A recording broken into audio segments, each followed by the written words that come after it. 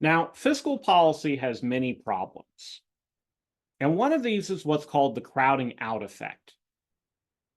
So, when the government spends money buying things, that uses up resources. You talk about government spending, but what exactly are they spending the money on? Well, sometimes they might not be spending it on anything, like your stimulus check. Let's just give money out to people. But even then, those people are spending the money on something. There is some good or service at the end of the day. And that good or service requires resources. And then those resources cannot be used to make other things.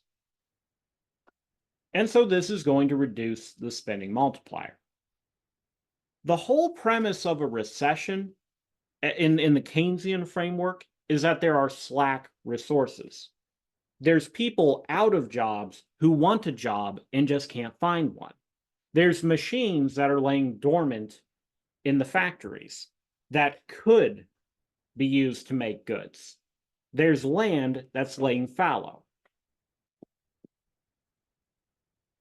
And all of this is true. The problem is your fiscal policy may not be able to distinguish between types of spending that use slack resources and types that don't. So the government decides to build a new road to try to create jobs. Well, some of the jobs might be filled by people who are out of work, but some of the jobs might be filled by people who already had a job and just switched to that one because it paid better. And the materials that are used to build the road, the cement, the macadam, the cement trucks. Okay, I don't know a lot about road building, right? Well, those things, maybe they were just sitting in a warehouse. Perhaps most of it was sitting in a warehouse. But some of it maybe would have gone to build a new skyscraper or a new factory if it hadn't been used in that road. This is what is meant by crowding out. When you do fiscal policy, some of that extra demand that's created is going to draw from the slack resources, the ones you want employed, but some of it is not. Some of it is just going to take away from other businesses that were already doing fine. And so this is going to reduce your spending multiplier. It's going to be a very large, it's going to play a very large role in determining how big it is. And this problem is going to be worse the larger the stimulus is. The irony of it is that Keynes develops this theory during a huge crisis, the Great Depression. You have a massive number of people out of work. You have a massive amount of factories laying idle. You have a massive amount of land laying idle. But this means that you have to have an absolutely massive stimulus if you're going to get back to where you want. And this is a big chunk of what FDR is doing. Now, FDR, most modern economists agree that he basically causes the Great Depression to be great. He intervened with a lot of central planning. You think back to Unit 2, central planning doesn't work. It's bad. It tends to make economies smaller. FDR tries to play God with the economy and it backfires horribly. But he does also do a lot of Keynesianism. The whole point of, a lot of your parks and stuff around here, the reason why we have so many is that many of them were built by the Civilian Conservation Corps, right? The CCC. That's a very Keynesian concept. People are out of work.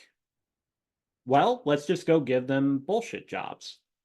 Let's go have them build infrastructure that can be useful to the community, but nobody would have built it otherwise. The problem is the only reason why we're doing this kind of massive intervention is because it's a major crisis. But the bigger the intervention is, the more it's going to draw on all of society's resources, the more resources it's going to suck in that were already being productively employed. All of these CCC projects consume an awful lot of raw materials. They consume an awful lot of labor. How much of those materials and labor would have been used in a private business if the government wasn't paying for it? That's one of the problems you run into. There's an irony to it. When you most want to use fiscal policy, it's not very efficient. Now, arguably a much larger problem with fiscal policy is that it's slow. So remember how I stressed that fiscal policy goes through Congress. And that means you have to go through the entire legislative process to get the money approved for spending, much less to actually get it spent. You want to do a stimulus bill, you have to write the bill. You have to put that bill through whatever congressional committees govern it. If it survives those committees, then finally it can go up before Congress itself. Maybe the president vetoes it, maybe he doesn't. Oftentimes, recessions only last for a few months, maybe a year. Again, that's one of the things that was remarkable about the Depression. It lasted for a decade. When you're talking Congress, you can assume it's going to take months, minimum, to get anything passed. It's very likely that the recession is going to be over before the fiscal policy ever gets there, before the stimulus ever passes and actually gets implemented. That's kind of how it was with COVID. Now, it wasn't that bad. Keep in mind, I hope you understand, the whole COVID recession, that was 100% artificial. That was caused by the lockdowns. The plague itself did not cause any of that. It was the fact that the government said you're not allowed to go to work that caused that. And so that was going to last for as long as the lockdown policy lasted. But it took them they took their sweet time waiting to get those checks out to people.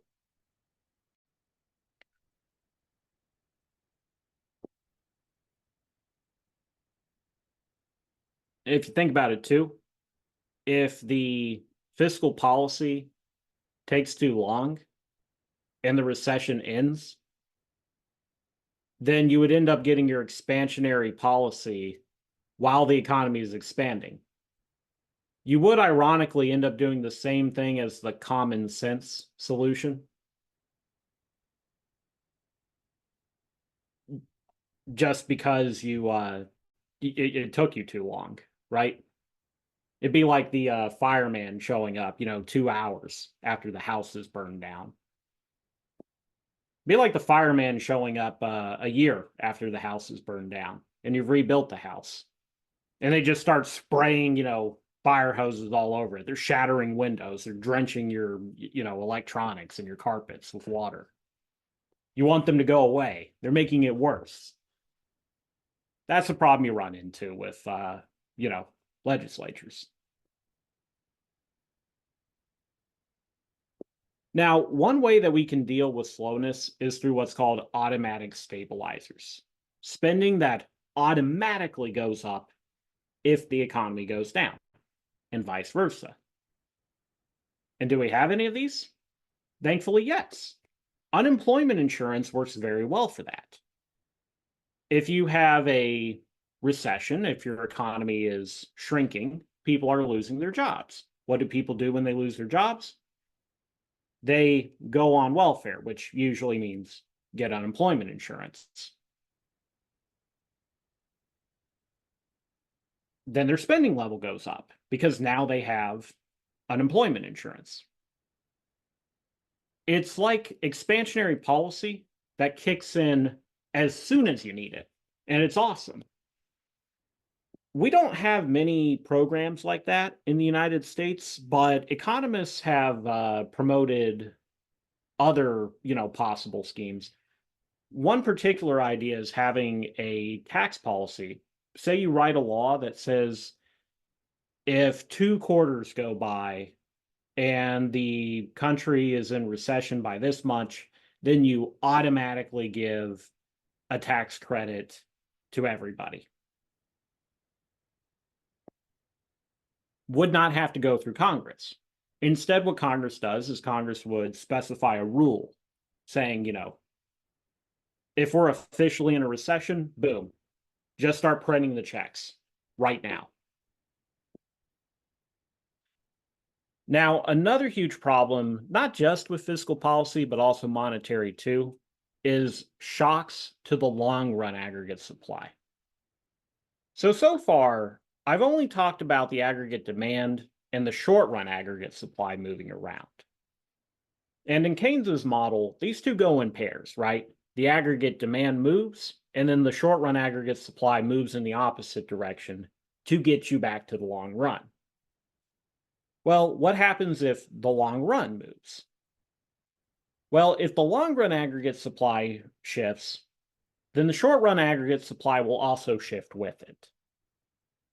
You're always going to have an equilibrium where all three of these curves cross each other, right? Long-term equilibrium.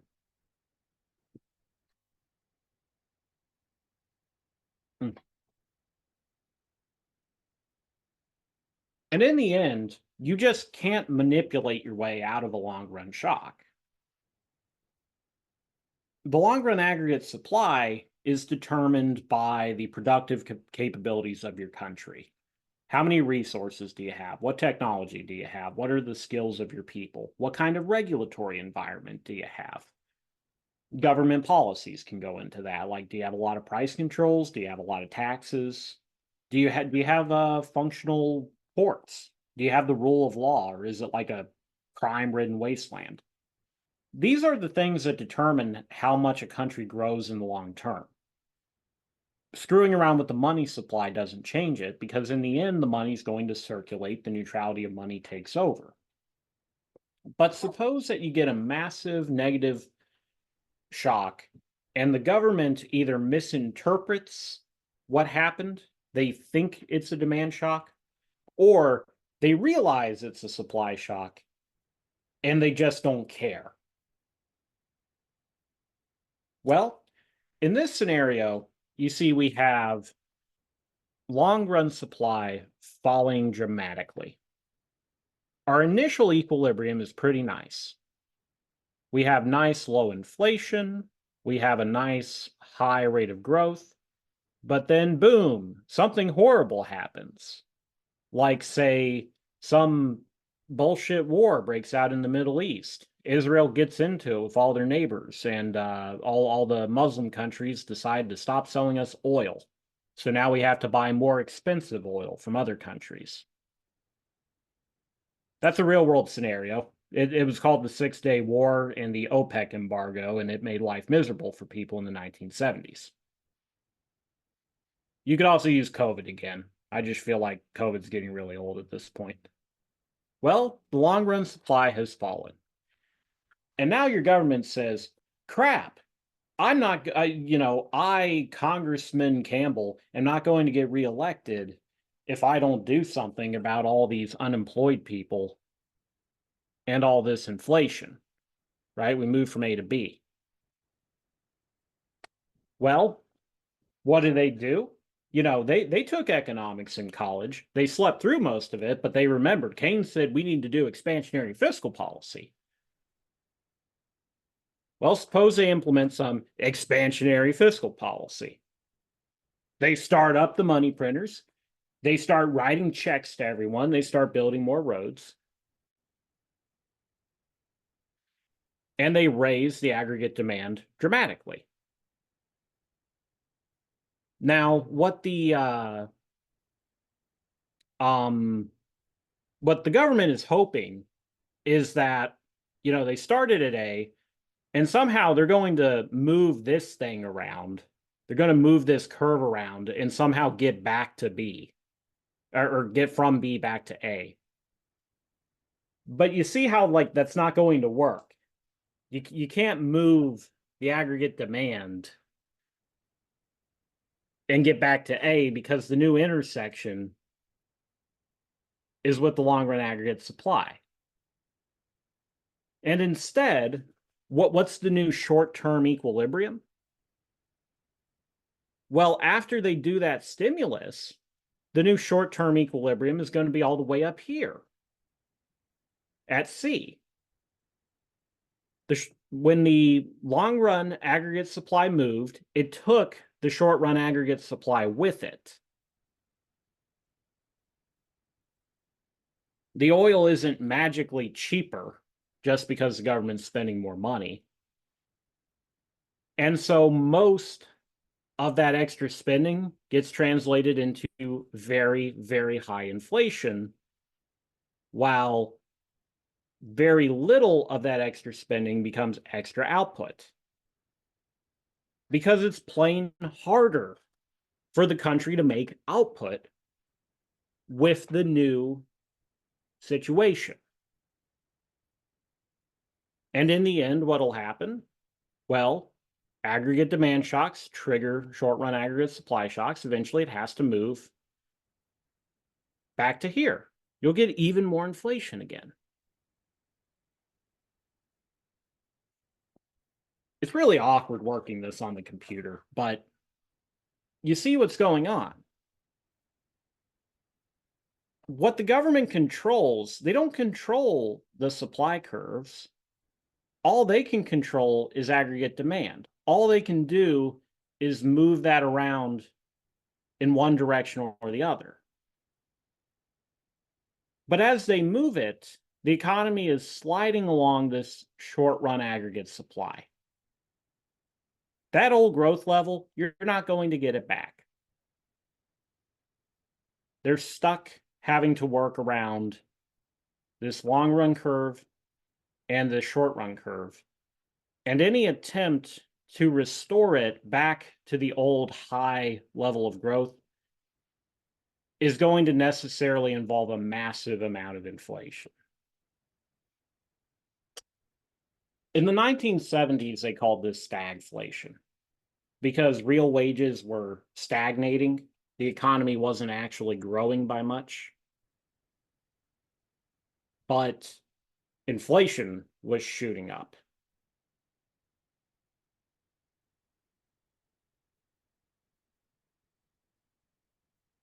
One last issue to keep in mind is that government spending may not be targeted where it would be most useful. There's a specific expression you might hear on the news a lot: pork barrel spending. I do not know the etymology of that phrase, but that refers to, cronyism, corruption. A politician, more than anything, wants to be reelected so that they can continue to feed on the public. And the best way you get reelected is that you get a big sack of cash for your supporters and for your lobbyists. You get a big sack of cash to hand off to your to the people that pay for your campaigns. Sometimes straight up bribe you. There was a congressman recently who he got caught accepting literal bars of gold from the Egyptians. The Egyptian government, right? Those Egyptians. And you also get in the form of, junk for your electorate. Now, that's not inherently bad. If you're in a recession, the whole premise is that we need the spending level up. But remember how I said that the spending multiplier is not going to be the same between different industries. It's not going to be the same between different demographics of people. Well, The groups that have more political sway in Washington at a given moment aren't necessarily going to be the groups that are being hurt worse by the recession. And the government may not be able to easily target afflicted sectors. Just because the economy as a whole is in recession, that doesn't mean every individual industry within it is. One of the most popular things to spend money on during economic downturns is infrastructure. And with good reason. So I was kind of slagging off infrastructure just a moment ago, but infrastructure is one of those things that will raise your long run aggregate supply. There's limits to it. We'll talk in Unit 4 about how you can't just keep building roads forever.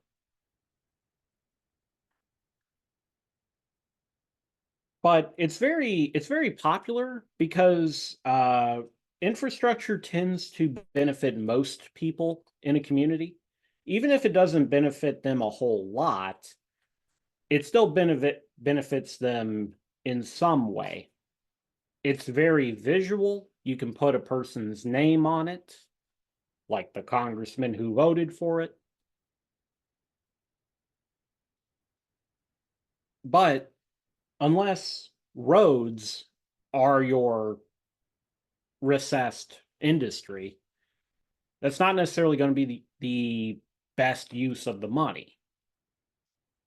What if the problem is that your, telecommunications industry is in decline?